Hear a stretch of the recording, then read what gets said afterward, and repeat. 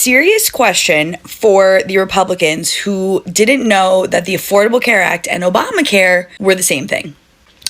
What was the thought process there? Did you think that you had the Affordable Care Act because it was for Republicans and Obamacare was for the Democrats? Did you think that Obama was still helping with Obamacare? Like, did you think Obama was running it? What did you think the main difference was between Obamacare and the Affordable Care Act? Like, did you just think, like, Obamacare was the more liberal insurance and you just got, like, the more non-liberal insurance? I'm not even trying to be mean. I'm genuinely so fascinated by this blunder. I could understand not getting tariffs, sure.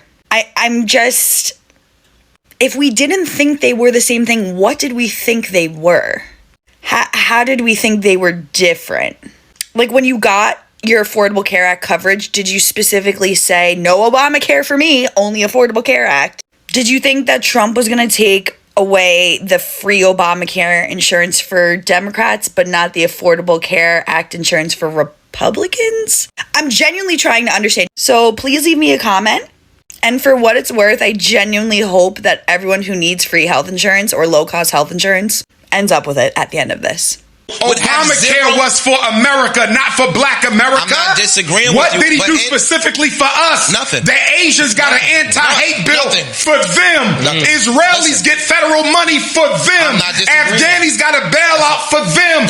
Ukrainians got a bailout for them. Yeah. What did he do for us? Don't give me some shit for the whole country. Look at the LGBT. What did he do for us? What? Yo, listen what I'm saying. Stop integrating us in with the whole country. I can answer you. Our problems are unique. Dog, number one, Barack Obama wasn't strong enough to do nothing for us. Correct. Because that's number one. So be clear, I don't give a that nigga had hug your kid 10 times a day law. The Republicans was running the fucking Congress, they would have repealed that shit. They would have vetoed it. If they didn't, he wasn't going to do nothing. They would have vetoed that. You can't say that. Yes, I can. I'm going to tell you why. No, it's very fair. You know why it's fair? I'm going to tell you why it's fair. Everything he proposed, they shot it down. I don't fault Obama because he didn't change anything.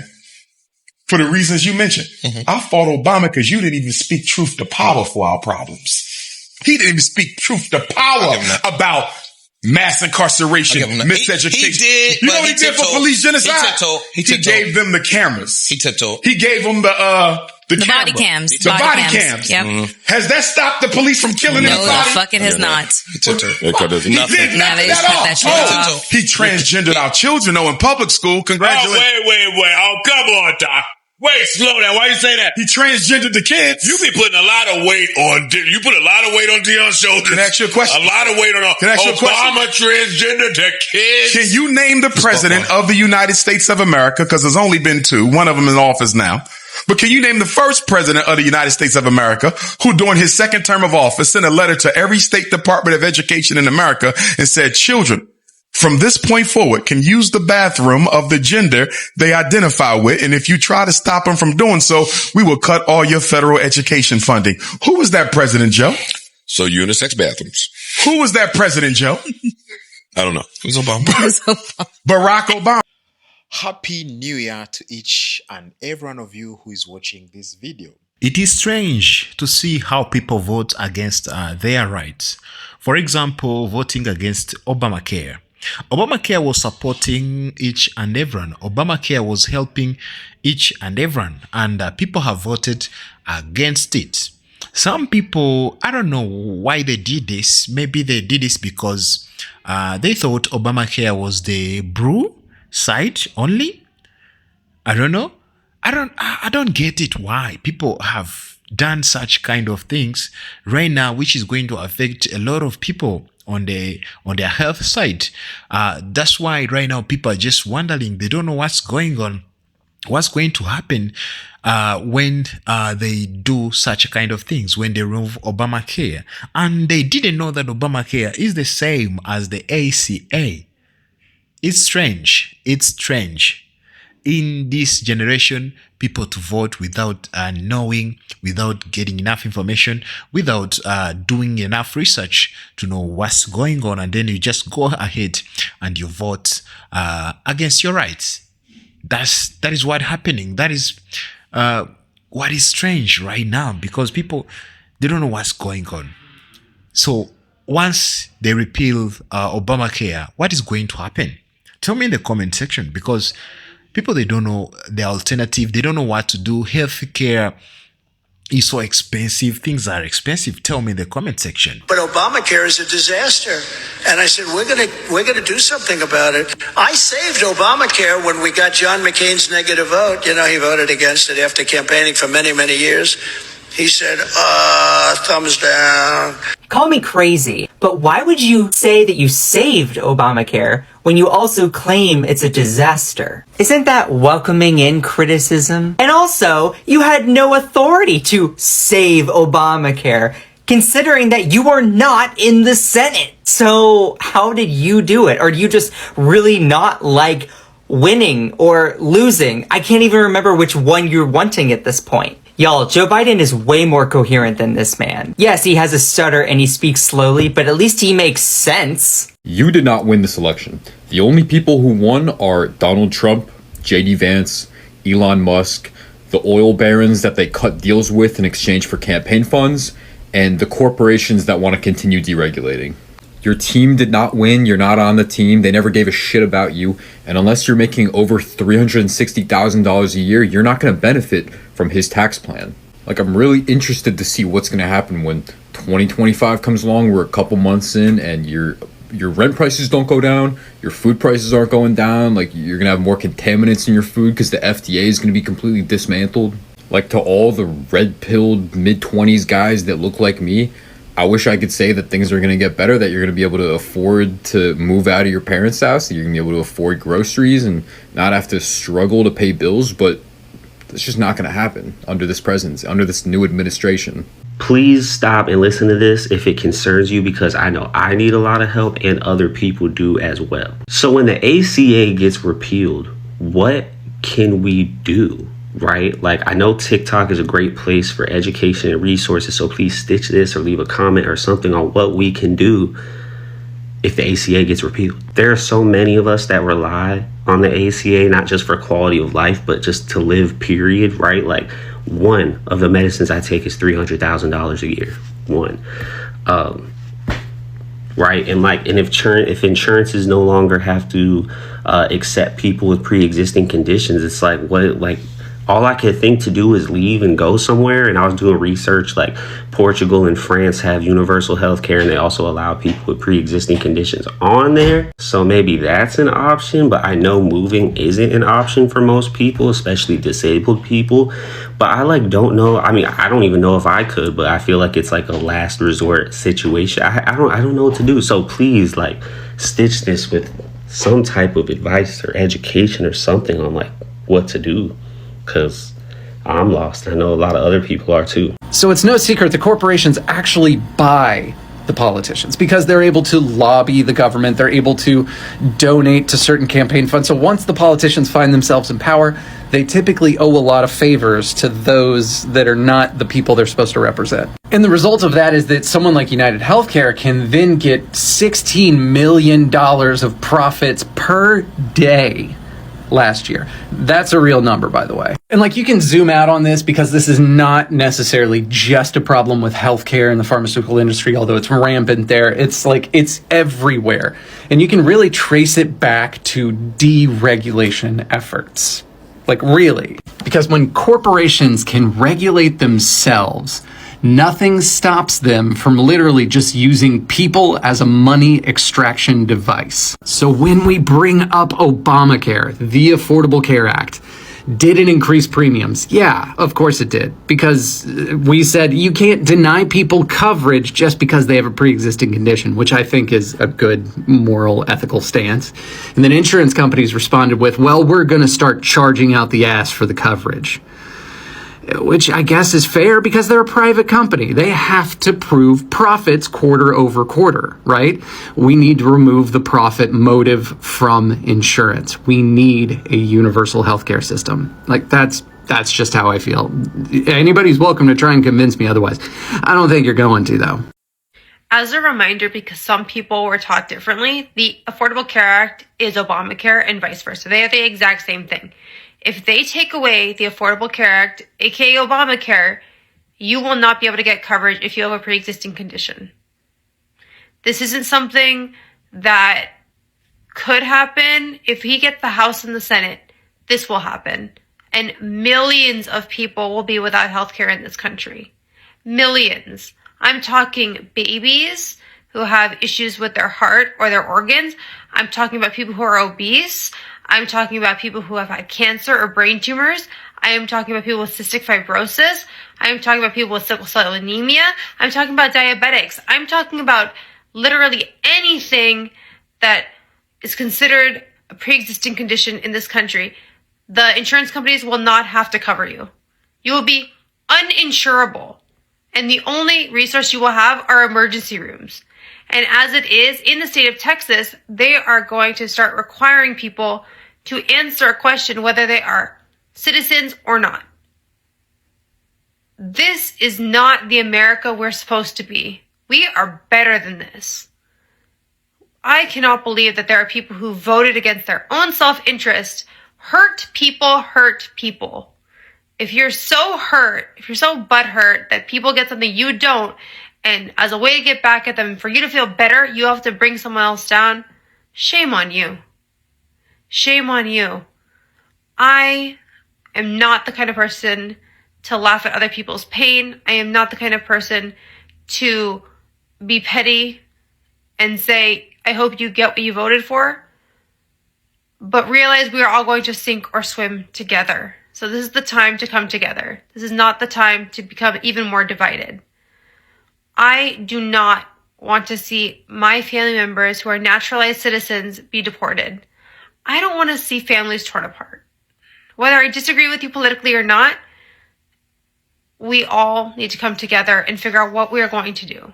Because if my mother becomes denaturalized, I don't know what I'm going to do, but I'm starting to plan that right now. I am really starting to plan right now what we are going to do. Because if it's between my mother and this country, I will follow her. And if it becomes uninsurable here in the United States, I will have to leave. And that's what a lot of Republicans want, because they're in my comments saying, oh, do yourself a favor for the collective good, which is something I spoke about yesterday, leave. I want to stay to make this country better because I really and truly cannot believe this is who we are. The country that brought in immigrants and refugees after several wars is not the same as the country we are acting like today. And the whole world is watching us and not understanding what's going on. I have friends in Canada, in Turkey, in El Salvador who are texting me and they are saying, what is going on? I can't believe this. Unfortunately, I have to respond that I'm not surprised. And that is heartbreaking. Well, I'm seeing a ton of videos about people who didn't know that Obamacare is the Affordable Care Act. And as a health insurance expert, I have to tell you, this has been a thing for close to 15 years now. I have been explaining that Obamacare is the Affordable Care Act for so long that absolutely none of this shocks me. Health insurance is already super duper complicated and really hard to read and understand. But then when you have right-wing media changing up the words associated with insurance, it just confuses everybody. You've got deductibles, you've got co-insurance, you've got out-of-pocket, you've got your premium, you've got a million things going on with your health insurance. Get to understand health insurance and know your rights. Let's talk the Affordable Care Act or Obamacare. Now, Trump lately has been running around saying that he doesn't want to repeal the Affordable Care Act, but throughout his first term, he did everything he could to repeal the Affordable Care Act. Honestly, I don't think he understands that the Affordable Care Act and Obamacare are the same thing, and that's why he's saying that he has never gone after the Affordable Care Act, because in his little twiddle mind, he thinks he's just going after Obamacare and doesn't understand it's the same thing. But Speaker of the House, Mike Johnson, has said numerous times on the past week that the Affordable Care Act is on the chopping block. They're saying they're going to fix it and reform it, but they want to repeal it. They've always wanted to repeal it, and they don't have a plan to replace it. Trump said in the debate he has a concept of the plan. You know what? A concept of the plan does not provide health insurance for my son who is a type 1 diabetic, which is a pre-existing condition. It doesn't provide health care for someone like me who had a triple bypass after my heart attack, who now has a pre-existing condition. They are coming after your health care. Make no mistakes. Kamala Harris will protect it. Seeing a lot of videos of people who are engaging with Trump supporters who are regretting their vote, and when they share why they're regretting their vote, it's usually over issues that, you know, they are personally going to be affected by. And I'm seeing all of the same old rhetoric around that of, oh, well, nobody ever cares about anything until it affects them. That's how you know you're a bad person. Oh, this is what that person's breaking point is. I'm sure it feels good for some people to make those kinds of comments, but it's actually really unhelpful because the people who you are wanting to change their point of view are going to hear you making those comments, and they're going to hear that you are basically making fun of them. Okay, and whether or not you have a right to do that is not the point. The point is, what is the outcome that you desire? Do you desire a sense of personal catharsis and feeling like you're better than them? Or do you desire for more people to come to the awakening that shifts the needle away from the extremism that is MAGA? If you want to make fun of people, or you want to have conversations about, I can't believe that was the turning point, do that privately with people in your community. Do not do it in a public space where other people who may be toying with the idea of breaking away are going to hear you, because people are not going to be motivated by that type of shaming behavior. If you absolutely have to live your life thinking and expressing yourself that way, at least be mindful of the location, because you are going to have an impact on other people, and it is not going to be a helpful, positive impact that moves the needle in the direction that you think is best. And if your response to this is, I don't give a crap because these people are for this, that, and the other, and so they deserve to be shamed, you are literally contributing to the dynamics which drive people into extremism. So as long as you're okay with that, keep on keeping on. Okay. A trending search in Google today. Today's what? November 13th. How many days after the election is that? That's 8 days. And we're now seeing these questions being asked on Google. Are Obamacare and ACA the same thing? Is Obamacare and ACA the same thing? Really? Are we really asking this question now, after the election? Yes, my friends, Obamacare is the ACA. They named it Obamacare back in the day because they figured it would have a bad connotation because the Republicans were against it. So they termed it as Obamacare so that all of the followers would hate it because it was named after Obama. But it was actually called the Affordable Care Act. So over the years, it became more known as its actual name, the Affordable Care Act. The health care plan that so many millions of Americans rely on, even Republican Americans. They don't realize until after the election that it's the same thing. We're seeing a lot of leopards eating faces, and it's only hasn't even been 2 weeks yet. Good luck the next 4 years. No, but I do think we need to have a serious conversation about this whole Obamacare bad but Affordable Care Act good thing. Instead of mocking the people who think that, let's talk about what it actually shows us, because I think that's important, and it's going to be so important moving forward for the next 4 years.